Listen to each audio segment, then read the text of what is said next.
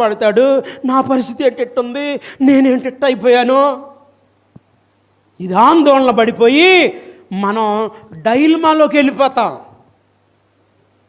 నిశ్చేష్లమైపోతాం. అలాంటి పరిస్థితుల్లో నీవు చూడవలసింది నిన్ను ప్రేమిస్తున్న నీ దేవుణ్ణి. దేవునికి మహిమ కలుగునగాక. పరిశుద్ధాత్మ దేవుడు దుఃఖపడతాడంట. నువ్వు దేవుణ్ణి కాకుండా నీ డబ్బులు చూసుకుంటున్నావు, దేవుణ్ణి కాకుండా నీ వనరులు చూసుకుంటున్నావు, దేవుణ్ణి కాకుండా మనుషులను చూసుకుంటున్నావు, దేవుణ్ణి కాకుండా నువ్వు వేటిలను ఆధారం చేసుకుంటున్నావు. అందును బట్టి పరిశుద్ధాత్మ దేవుడు దుఃఖపడతాడంట. ఈ బిడ్డ నేను ముద్రించుకొని నా బిడ్డ కింద చేసుకుంటే నా వైపు చూడకుండా ఎటెటో చూసి నా నామానికి అవమానం తీసుకొస్తుంది. సాతాను చేతిలో పడిపోయేటట్టున్నాడు. నిన్ను చూసి నీ పరిస్థితిని గురించి ఆందోళన చెందుతున్నారు ఆయన.